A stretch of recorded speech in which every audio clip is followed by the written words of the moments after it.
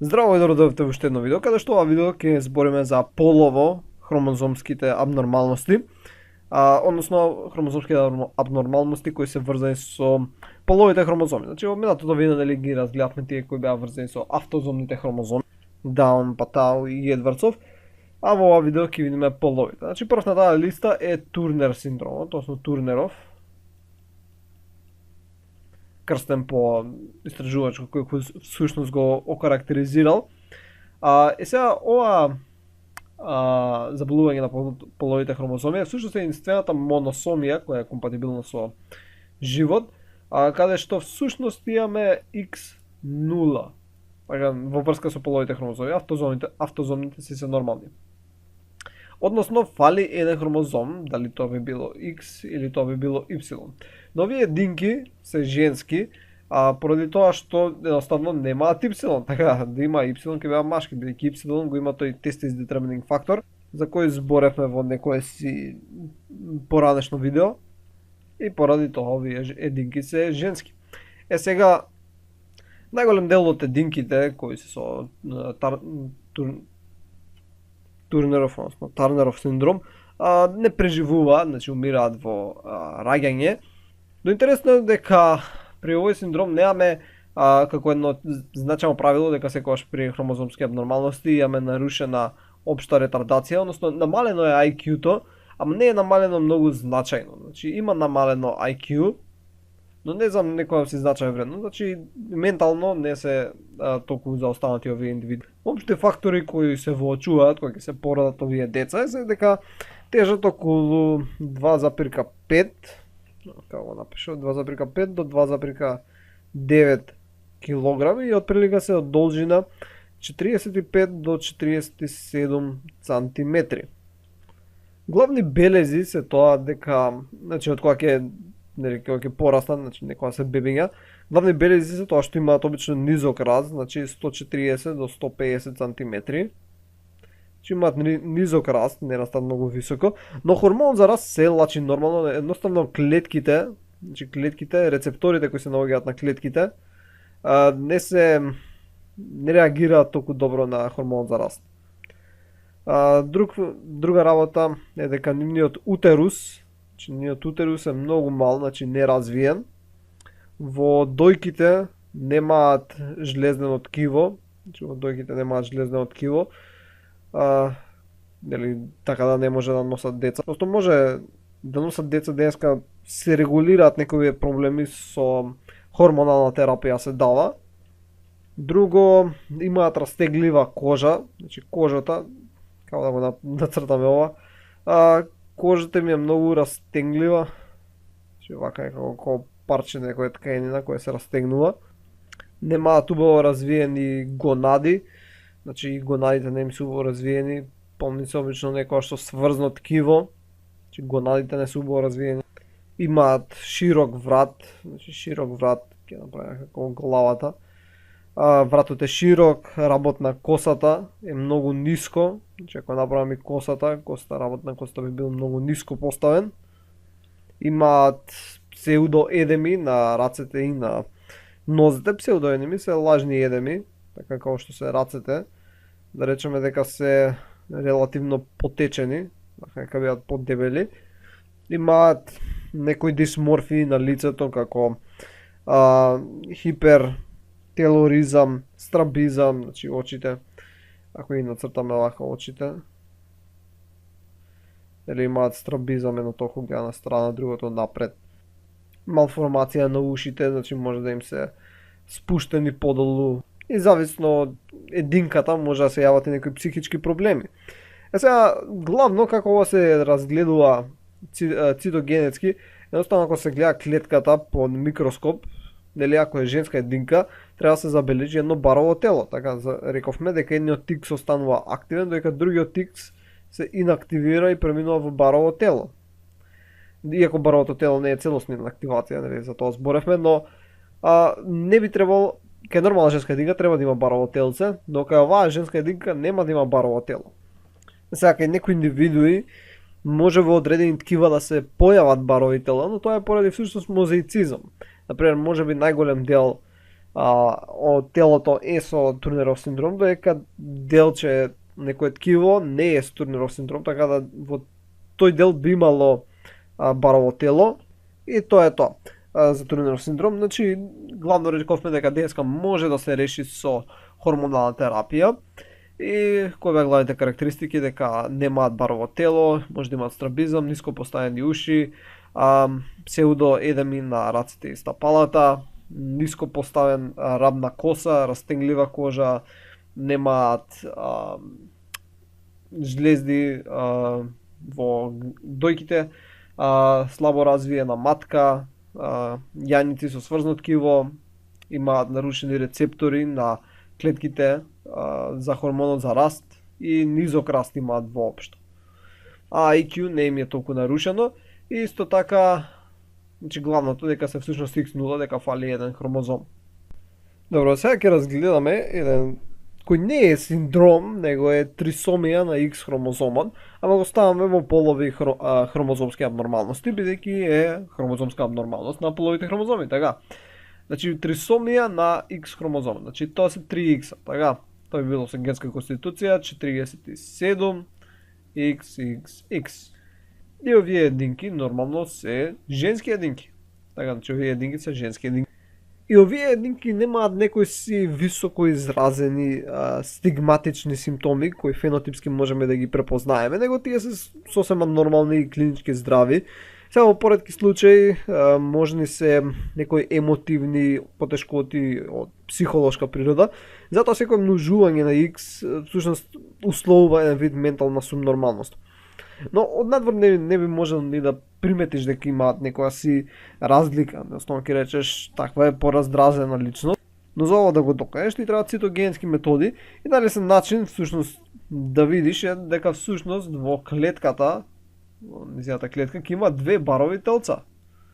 Ќе има две барови телца кои всушност потекнуваат, значи имаме еден хромозом X кој останува активен и два хромозома кои се инактивираат. Така зашто, нели, рековме во некој минатите видеа дека кај женските само едниот X е активен, дека другите се инактивираат, иако не целосно не се инактивираат и формираат барови телца. Кај нормална единка, бидејќи има еден X кој се инактивира, треба да се добие едно барово телце, но кај женски единки кои што имаме трисомија на X хромозомот, бидејќи има 2 X-а, ќе добиеме две барови телца. И ова е најлесен начин да се детектира. Взимаш клетки, ги ставаш под микроскоп и ги гледаш. Ако има две барови телца покрај јадрото, до јадрената мембрана, тоа значи дека има трисомија на X хромозомот. Сега нормално можеби е има мозаицизам, не сите клетки можеби се такви. Затоа ќе се направат повеќе анализи. Сега инциденцата на вакви индивидуи од прилика 1 на 1000 и најголем дел не ни знаат дека освен ако не се направат анализи, дека всушност можеби се трисомик за X. Зашто како што рековме, односно има повеќе подетални анализи кои кажуваат дека всушност 1/4 се нормални, а 1/4 се фенотипски нормални, но некој вид на конгенитални оштетување можеме да речеме. 1/4 се 1/4 се некои развојни проблеми, значи например можеби во детството, податаму се поднормални и 1/4 последната се со некои потешки психолошки и емоционални проблеми, но фенотипски повторно да речеме дека се нормални. И наведените всушност овие фенотипски карактеристики се дотолку поголеми кога што имаме поголем број на X-ови, бидејќи не мораме да имаме трисомија на X, бидејќи постојат и единки, кај што пример може да има 48, XXXX. Значи ова е тетрасомија. Или пак може да е дури до пентасомија. Така. Значи постојат и такви единки кои се женски единки. Сега кај овие единки кои што имаат 4 или 5 веќе се појавуваат знаци на ментална ретардација, значи веќе се приметува, не може да се не примети и може и да имат некои фенотипски карактеристики, например недобра фокусираност на очите, значи постојано движење, неразвивање на утерусот и дојката и некои си можеби дефекти на скелетот. Значи тие се некои полисоми кои можеме да ги опфатиме кај женските единки што се јавуваат при појавувањето на повеќе X-а. Значи, но најчесто сепак е оваа трисомија, така која не знаеме колку единки имаат, можеби некој што го гледа видео има, но не знае. Но не е толкав си проблем, значи најголем дел од единките се сома нормално. Наредниот синдром за кој ќе збориме е Клинер-Фелтеров синдром. Значи, Клинер-Фелтеров, и тоа е деривот на тој што го истражувал, првпат е опишан од Клинефелтер и Коп во 1942. Сега кај пациенти кои била забележана тестикуларна атрофија, значи не биле развиени тестисите не биле добро развиени, и гинекомастија, односно развиени гради кај машко. Значи, нема како мали гради ќе ги направиме, но не се всушност гради, но како потечени брдавици. Сега, зачестеното за ова заболување некаде 1 спрема 1500 живородени деца. И нивната генска конституција заборавив да спомнаме дека всушност е XY. Значи, они се машки, бидејќи имаат Y, односно имаат тести детерминирачки фактор, но има 2X, што е како женско. И затоа може да се рече дека всушност ги имаат овие навидум женски карактеристики, недобро оформени тестиси, гинекомастија, односно навид развивање на женски гради, помеѓу другите карактеристики, како што е висок раст. Значи, овие индивидуи се доста повисоки, ќе направиме вака, како високо некој човече.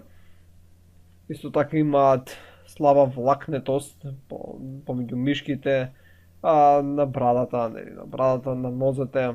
Значи, послаба влакнетост имаат него нормално машко. Нормално влакнестоста зависи од различни фактори, но општо земено се помалку влакнести. Исто така стерилни се, значи сперматозоидите не се баш добри или воопшто ги нема. Имаат некоја си слаба ментална ретардација, значи не е некоја си изразено намалување на IQ, но сепак постои. Имаат склоност кон девијантно однесување и имаат проблеми со сексуалната ориентација. Сега тие обично проблеми се главно настанати поради несоодветноста на лачењето на хормоните. Значи, ако речеме дека најхормоните ќе бричен како со зелена боја, значи несоодветно лачење плюс имаат XX, имаат и XY, така како што реков, потешко ми е сексуалната ориентација. Но овие проблеми значи може да се решат до некој си степен со хормонална терапија, од која ќе бидат диагностицирани. Овие машки единки значи може да бидат анксиозни, асоцијални, дури и асексуални. И нормално постојат различни видови на Клинер-Фелтеров, односно не различни, него по-екстремни верзии, значи екстремен Клинер-Фелтеров, каде што всушност можеме да имаме 48, односно 49 хромозоми, каде што всушност имаме троен X, значи XXX, Y, или пак 4X дури, Y.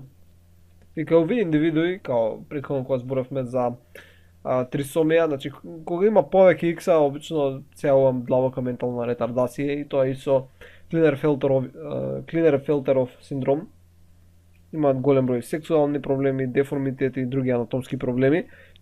И нормално, како со најголем дел од хромозомските проблеми, синдроми, најголем проблем е староста на мајката. Значи, што е постара мајката, тога се поголеми шансите.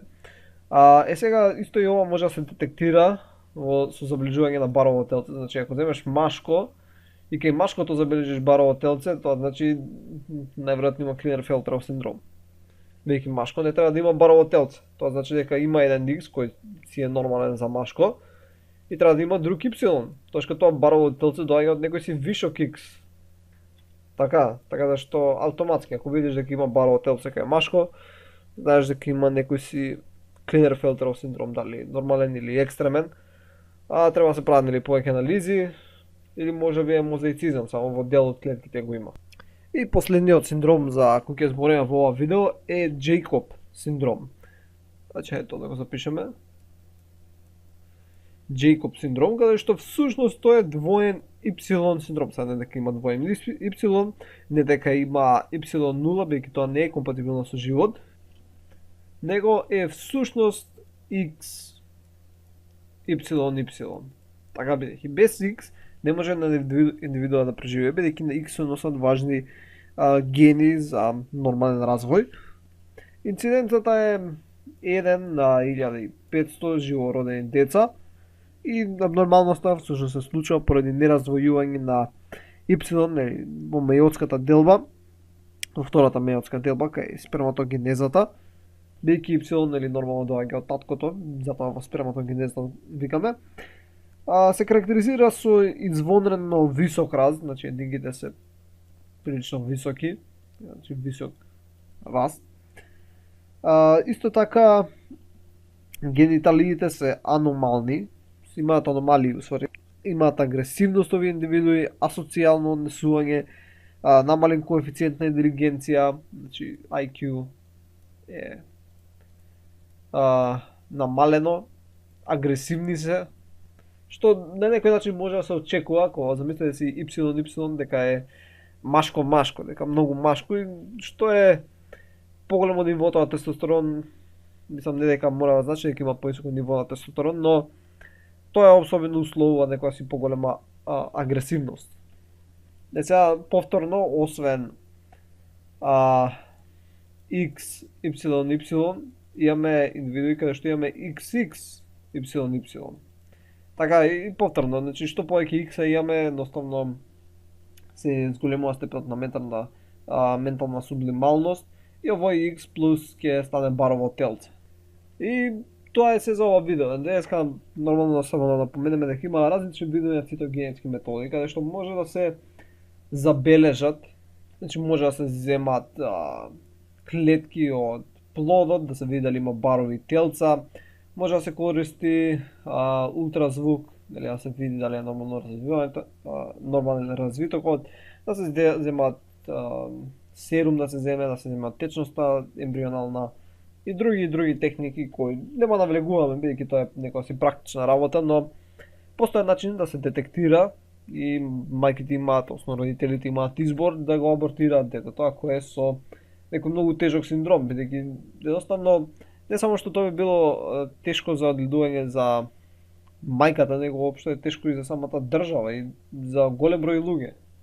Така да се нуди таа опција, но најголем дел не ја прифаќаат. Добро, тоа беше се за ова видео, се надевам дека научивте нешто ново и ќе се видиме во наредното видео. Довидување.